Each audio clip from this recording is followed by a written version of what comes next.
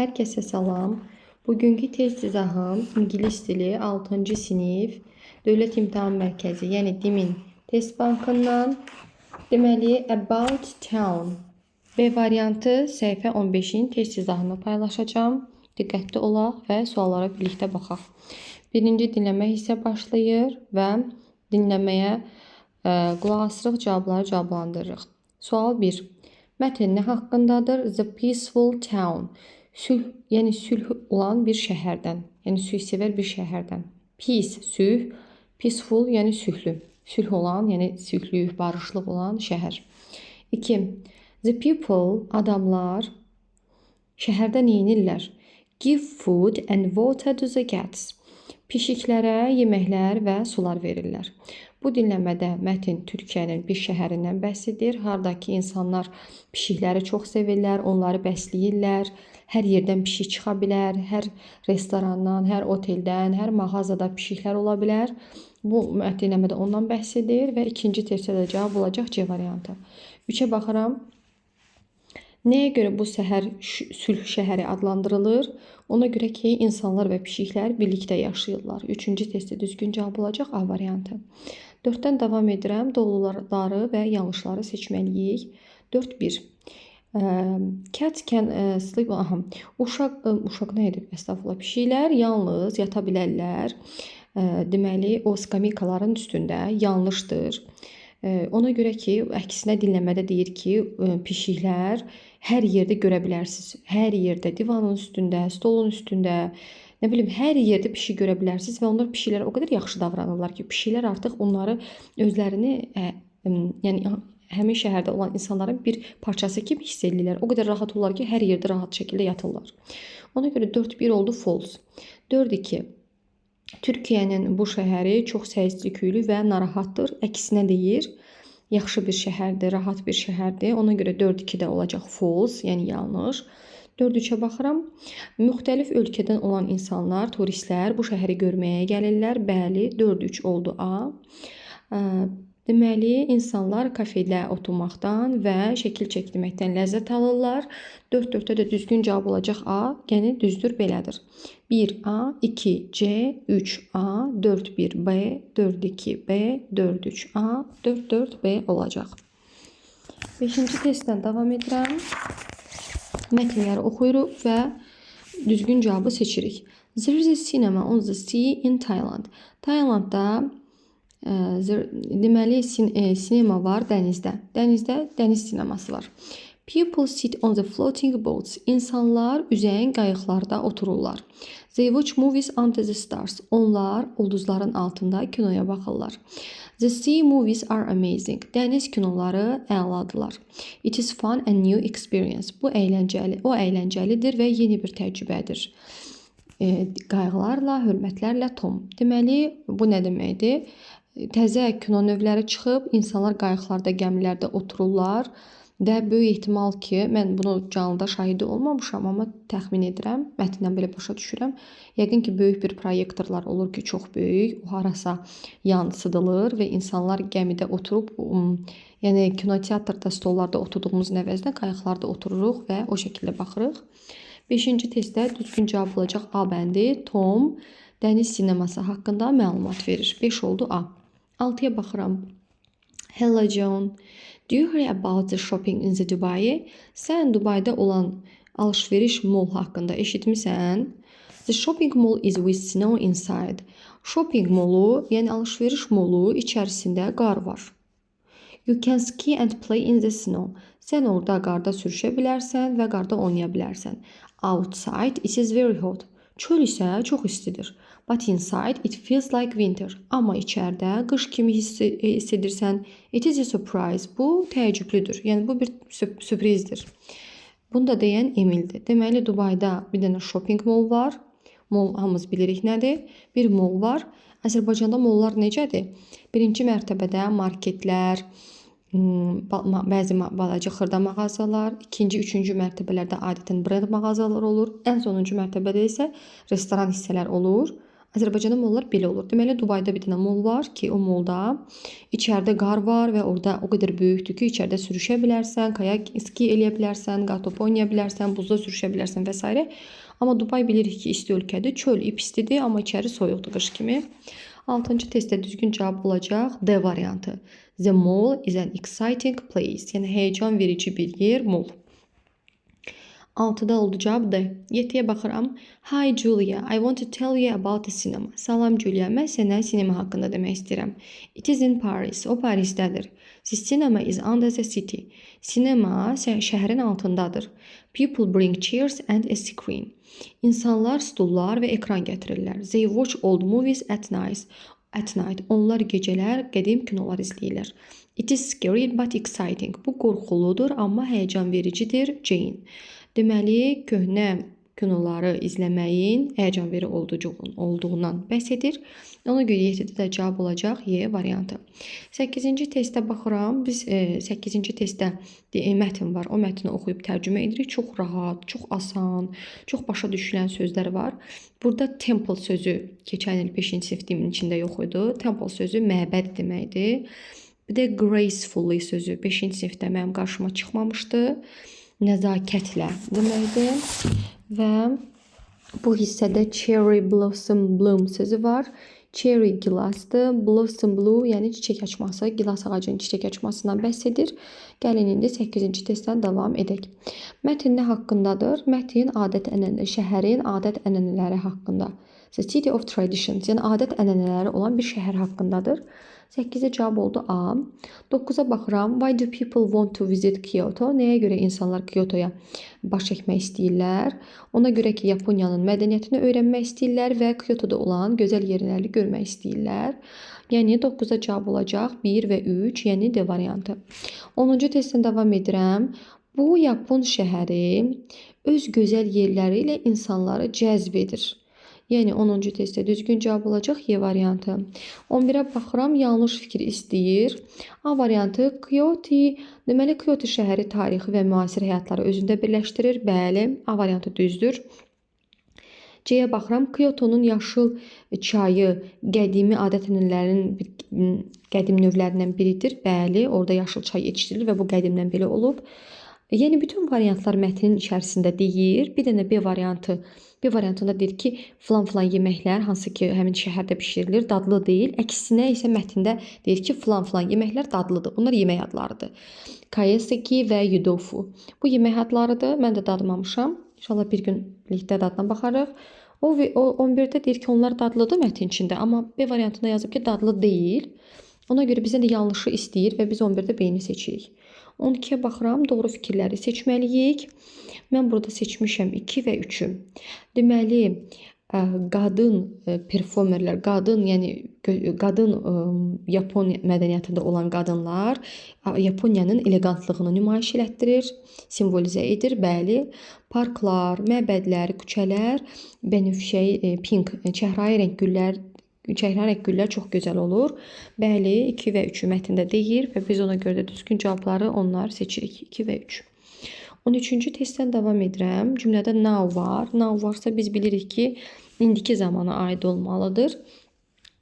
Where are your parents? Sənin valideynlərin haradadır? Valideynlərdən söhbət getdiyinə görə iz işlədə bilmərəm. A və C variantlarını sildim. Birinci tərəf oldu are. İkinci tərəfə baxıram, onlar indi kinoya baxırlar. Hal-hazırda kinoya baxırlarsa, deməli davam edici zaman olmalıdır. Deyirəm ki, sizdən soruşuram ki, indi nə edirsən? Sən də deyirsən ki, indi Sara müəllimin videolarına baxıram. Hal-hazırda mənim videoma baxdığınız üçün bu davam edici zaman olur. Ona görə 13-də cavab olacaq D variantı. They are watching an interesting movie now. 11. 8A, 9D, 10E, 11B, 12, 2, 3, 13D. 14-cü testdən davam edək. 14-cü test Dimin 5-ci sinif testində də demək olar ki, bütün mövzuların içərisində qarşımıza çıxırdı. Təkrarən yenidən izah edirəm. Can modal feildir, özündən sonra heç vaxt to gəlməz. Ona görə C variantı, Y variantı getdi. Biz bu variantları silirik. Bir cümlədə but varsa, but amma ancaq deməkdir. Bir tərəf təsdiq, bir tərəf həmişə inkar mənalı olur. Sara rəqs edə bilir, amma onun bacısı bacarmır. Yəni rəqs etməyi bacarmır. Ona görə 14-də cavab olacaq B variantı. 15-ci testdən davam edirəm. Sənin məktəbində stadion var. Bu da deyir ki, yox, yoxdur. Stadium. Article nə deməkdir? Bir stadiumdan söhbət gedirsə, deməli biz tək axtarmalıyıq. Ona görə B və D variantlarını silirəm. Çünki orada R yazılıb. Amma biz there is axtarmalıyıq. Sual cümlədə desə is qabağa keçir. Ona görə C variantını da silirəm. Çünki C variantında there is yazıb. Təsdiq cümlədir. Sualda nə deyirdik? Is qabağa keçir deyirdik. A və Y variantları arasında qalıram. Sonra deyir ki, yox, yoxdur. Əgər no deyirsə, there is not olan cavabı seçməliyik. Əgər yes desəydi, onda seçərdik A variantını. Deyirəm ki, başqa bir sadə bir dildən izah edirəm. Sual verirəm ki, sənin qələmin var. Deyirsən yes, I have ya da no, I have not. Yəni burada no deyirsə, biz seçməliyik there is not. Ona görə də 15-ci testdə düzgün cavab eləyir Y variantı. 16-ya baxıram. Vardır bir dənə supermarket restoranın solunda. Left sözü sol deməkdir. Solda, sağda, on the left, on the right olur. Yəni birinci sözü nə oldu? On. Restoranın solu dediyi üçün I-nın şəkilçi ismi yəlik halında öyrənmişdik ki, ofdur. Ona görə də ikincisi olur of. There is a supermarket on the left of the restaurant. Restoranın solunda bir dənə supermarket var. 16-da düzgün cavab oldu A variantı. 17-ci testdən davam edirəm. What color is your new shirt? Sənin yeni köynəyin nə rəngdədir? Its color is red. Söhbət köynəkdən gedir. Köynək cansızdır. Deyirəm, onun rəngi qırmızıdır. Onun rəngi. Onun nədir? Its. Bəzi uşaqlar D variantını yazıblar. It apostrof s, it is deməkdir. Əgər testdə color sözünü yazmasa, cavabı seçərdik. It is red. Amma color sözünü yazıbsa, biz its yazmalıyıq. Its color is red. Onun rəngi qırmızıdır.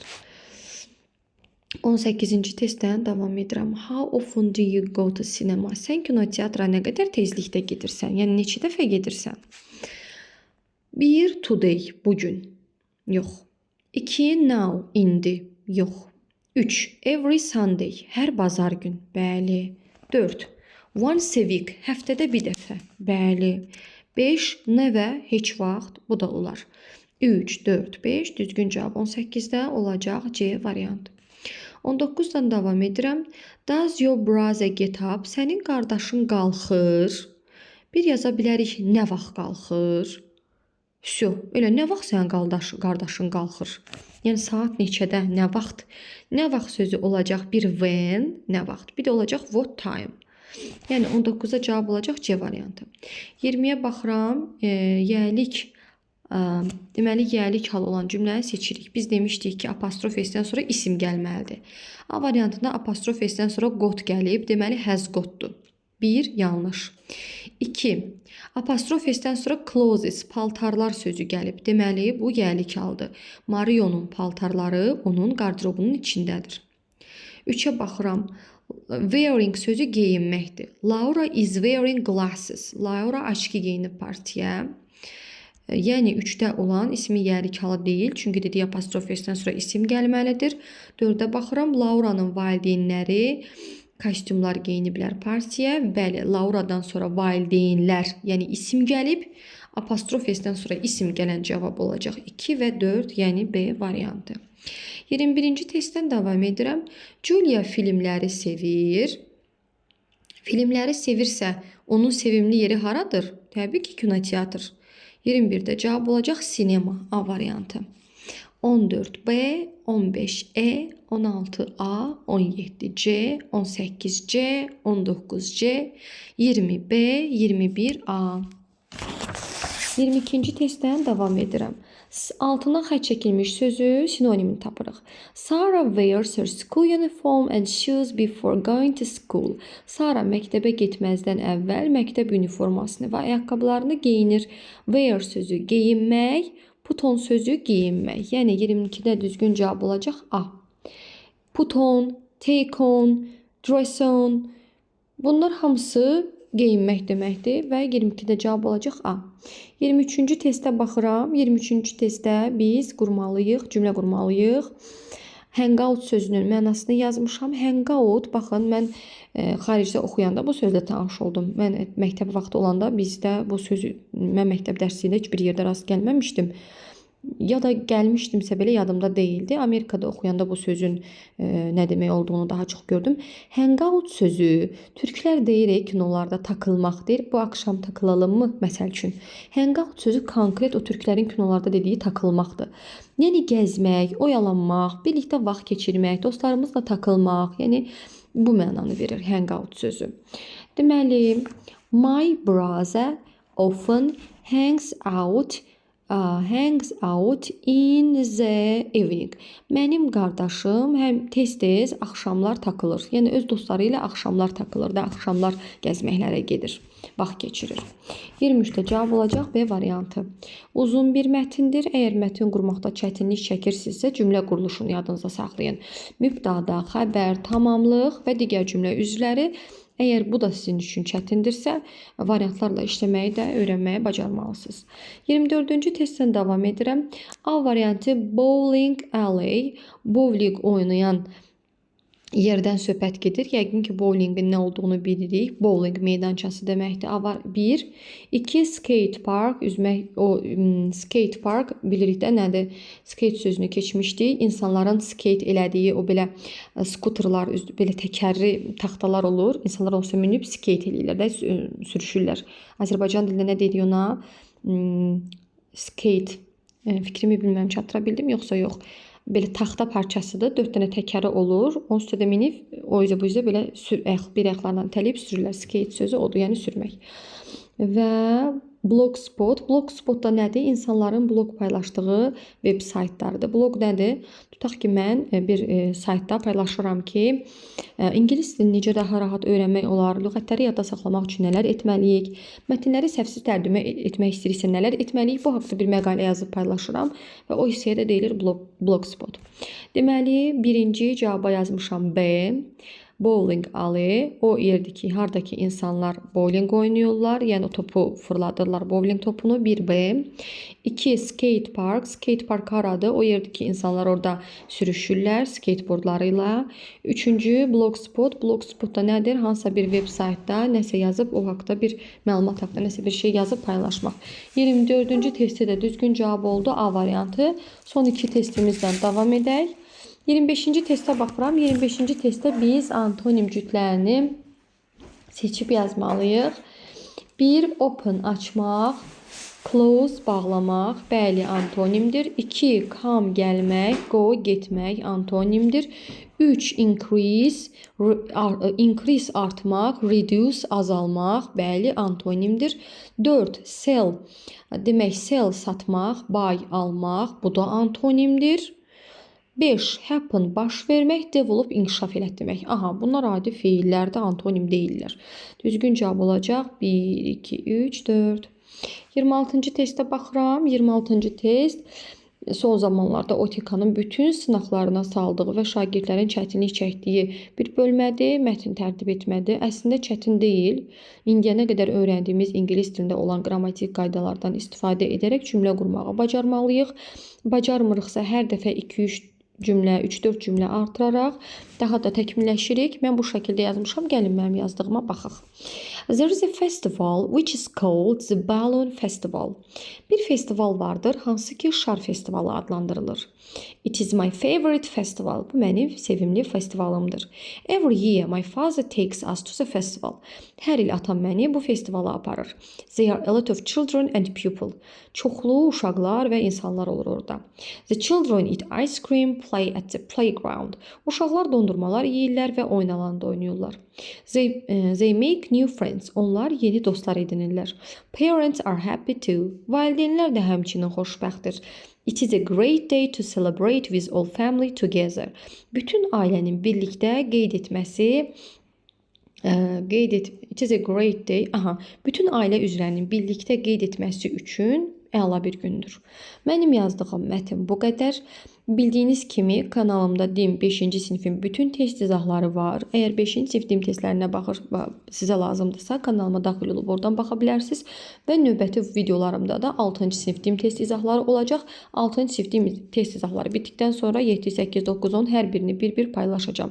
Videom sizin üçün faydalı idisə kanalıma abunə olmağı, əziyyətimin qarşılığı olaraq videoma like atmağı və başqalarıyla bölüşməyi unutmayın. Sağ olun, hələlik.